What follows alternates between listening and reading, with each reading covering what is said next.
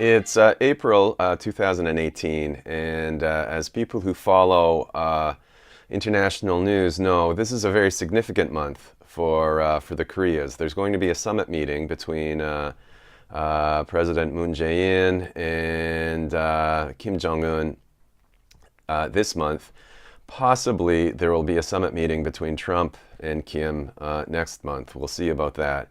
But in any case, the stakes could not be higher for the Korean Peninsula, and potentially there will be finally an end to the Korean War. The Korean War has been a thorn in the side of stability and peace for Northeast Asia for over half a century now, well over half a century, and it's time for it to come to a finish, and for relations between the Koreas to normalize in with a soft landing. Unfortunately, there's an entire backstory to the politics of the Koreas, and a lot of this backstory has to do with not just Korean history, but international history.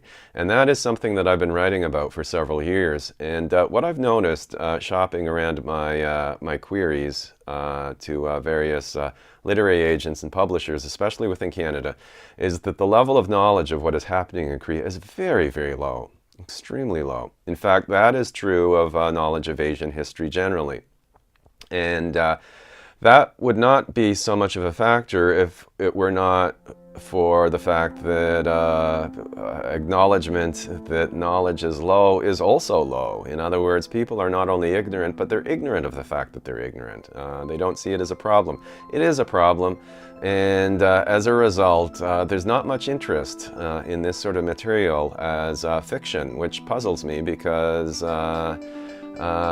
fictional narratives have a lot of power, and unfortunately, narratives, movie narratives in particular, are part of what's driving the pathological fear that a lot of Americans have and a lot of Canadians have of North Korea.